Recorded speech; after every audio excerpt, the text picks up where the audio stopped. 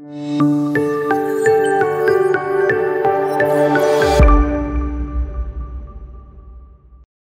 ఎక్కువ మంది ఇప్పుడు ఈ మధ్య కాలంలో ఇన్ఫ్రాస్ట్రక్చర్ స్టాక్స్ ఇంకా పవర్ స్టాక్స్ మీద బాగా ఇన్వెస్ట్ చేస్తున్నారు. ఇప్పుడు బూమ్ ఎక్కువ ఉంది అనేసి. అయితే ఇలా ఈ కాలంలో ఇప్పుడు వాటి మీద ఇన్వెస్ట్ చేయడం అనేది మంచి ఒపీనియనే అంటారా? ఇది యాక్చువల్గా రిస్క్తో కూడుకున్నదండి. యాక్చువల్గా మనం గతంలో కూడా చెప్పుకున్నాము. చాలా సెక్టర్స్ ఉన్నాయి ఇండియాలో. లైక్ బ్యాంకింగ్ సెక్టర్ ఒకటి ఉంటుంది, సర్వీస్ సెక్టర్ ఒకటి ఉంటుంది, ఫార్మా ఉంటుంది, ఐటీ ఉంటుంది, ఆటో రంగం ఉంటుంది. సో ఇట్లాంటి చాలా సెక్టర్స్ ఉన్నాయి. అందులో భాగంగా మనకి ఇన్ఫ్రాస్ట్రక్చర్ సెక్టర్ ఒక సపరేట్గా ఉంది, అలాగే పవర్ సెక్టర్ సపరేట్గా ఉంది.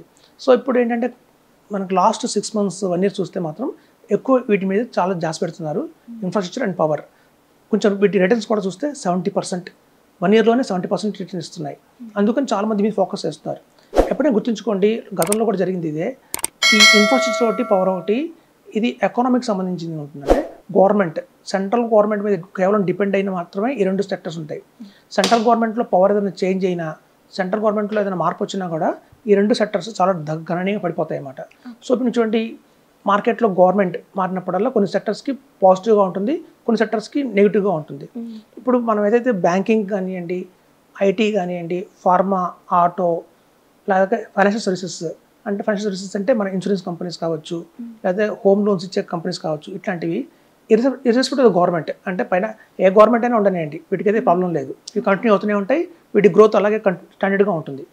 కానీ ఎస్పెషల్లీ ఇన్ఫ్రాస్ట్రక్చర్ కనుక, ఈ పవర్ కనుక తీసుకుంటే గవర్నమెంట్ తీసుకున్న డెసిషన్స్ వల్ల మాత్రమే ఇవి పెరుగుతాయి.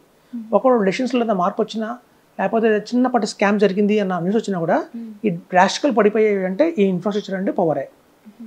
చూడండి, గతంలో 2006, 2008 ఆ టైంలో కూడా పవర్కి, ఇన్ఫ్రాస్ట్రక్చర్కి చాలా పెద్ద భూమి వచ్చిందనమాట. పెద్ద భూమి వచ్చి ఇట్లాగే అందరూ మొత్తం ఆల్ ఓవర్ ద ఇండియా కూడా దీంట్లో ఇన్వెస్ట్ చేశారు. అప్పుడు ఒక రిలయన్స్ పవర్ అని ఒక ఐపీఓ కూడా వచ్చింది.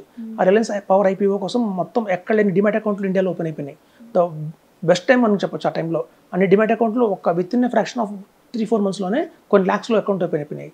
సో అలాంటి భూమి వచ్చి సడన్గా పవర్ అంతా ఫెయిల్ అయింది. సో కాబట్టి ఏంటంటే ఇన్ఫ్రాస్ట్రక్చర్ ఫండ్స్ కూడా, లైక్ మీకు చూస్తే Kotak Indo world infrastructure fund అని వచ్చింది కొటక్ కంపెనీ నుంచి, అలాగే జైమ్ ఆగ్రో ఇన్ఫ్రా ఫండ్ అని ఒకటి వచ్చింది జైమ్ వాళ్ళ నుంచి. సో ఇవాళ అందులో పెట్టిన 1 lakh ఏమైందంటే పడిపోతూ 30,000 వచ్చేసింది వాల్యూ. అంటే పెట్టే ముందు ఏమనుకున్నారంటే జనాలు, ఇది ఒక పెద్ద భూము, దీనికి మంచి వాల్యుయేషన్ ఉంది, మనం పెట్టిన 1 crore కావచ్చు, 10 lakhs కావచ్చు, 1 lakh కావచ్చు, within no time 2 lakhs అవుతుంది, మనకు 100% రిటర్న్ వస్తుంది అన్న థాట్లో పెట్టారు విత్ ఇన్ 6 monthsలో. కానీ రివర్స్ అయింది. అది పెట్టిన 1 lakh కాస్త 90,000, 80,000, 70,000, 60,000 వచ్చి చివరికి 30,000 దాకా, 20,000 దాకా వచ్చిన వాస్తవాలు ఉన్నాయి. అలా మొత్తం డిసాస్టర్ అయింది, మొత్తం ఇన్ఫ్రాస్ట్రక్చర్ ఫండ్స్ కావచ్చు, ఇవి కావచ్చు. అలా అయ్యి చివరికి ఏమైందంటే ఆ కొటక్ ఇండో వరల్డ్ ఫండ్ కాస్త కొటక్ ఈక్విటీ ఫండ్లోకి మర్చి చేసేసారు, లాస్ట్లో మర్చి చేసేసారు. అలాగే జేఎం వాళ్ళు కూడా వాళ్ళ ఇన్ఫ్రాస్ట్రక్చర్ ఫండ్ని జేఎం ఈక్విటీ ఫండ్కి మర్చి చేశారు. సో కాబట్టి ఏంటంటే ఈ 2 ఇన్ఫ్రాస్ట్రక్చర్ అండ్ పవర్ మాత్రం గవర్నమెంట్ కంట్రోల్లో ఉంటాయి, వాళ్ళు తీసుకున్న డెసిషన్స్ మేరకే ఇవి పెరుగుతాయి. ఇప్పుడు చూడండి, డిఫెన్స్, ఇండియాలో మొత్తం ఆయుధాలు ఏవైతే ఉంటాయో మ్యాక్సిమం మిలిటరీ, మన ఆర్మీకి సంబంధించి అన్నీ మనం రష్యా నుంచి ఇంపోర్ట్ చేసుకునే వాళ్ళం. ఇప్పుడు ఈ యుక్రెయిన్ వార్ వల్ల ఏమైందంటే ఆ రష్యాకి వాళ్ళకి సరిపోవట్లేదు వాళ్ళ డిఫెన్స్కి. సో మనకి ఏంటంటే ఇంకా ఎక్స్పోర్ట్ చేయలేరు. సో కాబట్టి ఇప్పుడు ఏంటంటే మన ఇండియన్ కంట్రీ, మనం ఇండియన్సే మనం సొంతంగా డిఫెన్స్కి సంబంధించిన అని మనమే తయారు చేసుకుంటున్నాం. అలా మనం ఎప్పుడైతే మనకి డిఫెన్స్కి సంబంధించినవి తయారు చేసుకుంటామో అవి ప్రైవేట్కి ఇవ్వం, గవర్నమెంట్ పిఎస్యూసే వాటిని మనం డిజైన్ చేయాలన్నమాట. అందుకే మనకి BHEL కానివ్వండి, DRDL కానివ్వండి షేర్స్ పెరుగుతున్నాయి. అలాగే మన మీద చాలా చిన్న కంపెనీలు, టర్కీ కావచ్చు, ఇట్లాంటి చిన్న కంపెనీలు మన దగ్గర వచ్చి అడుగుతున్నారు, మనం కూడా మాకు కూడా మీరు సప్లై చేయండి అని.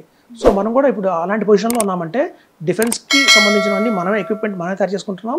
కొన్ని చిన్న కంట్రీస్ కూడా మనమే తయారు చేసి పెడుతున్నాం అన్నమాట.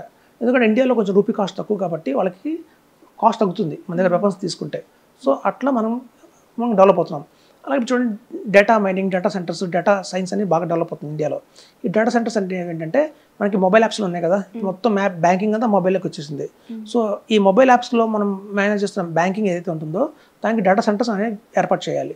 సో డేటా సెంటర్స్ ఎలా ఉంటాయంటే అండి, ఒక డేటా సెంటర్కి ఎంత కరెంట్ కావాలంటే ఒక విలేజ్ మొత్తం ఎంత కన్జ్యూమ్ చేస్తుందో ఒక్క డేటా సెంటర్ అంత పవర్ కన్జ్యూమ్ చేస్తుంది.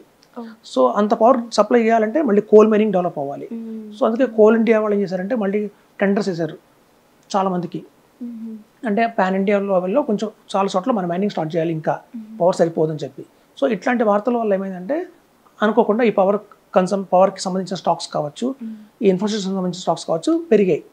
రేట్లు పెరిగాయి. కానీ ఇవి ఎంతకాలం ఉంటాయంటే ఆ గవర్నమెంట్ తీసుకున్న నిర్ణయాలు సకాలంలో వెళ్తే బాగానే ఉంటుంది. వాళ్ళు మళ్ళీ ఏదైనా కాదు అంటే మాత్రం మళ్ళీ బ్యాక్ వస్తాయి. కాబట్టి కొంచెం రిస్క్తో కూడుకున్నవండి.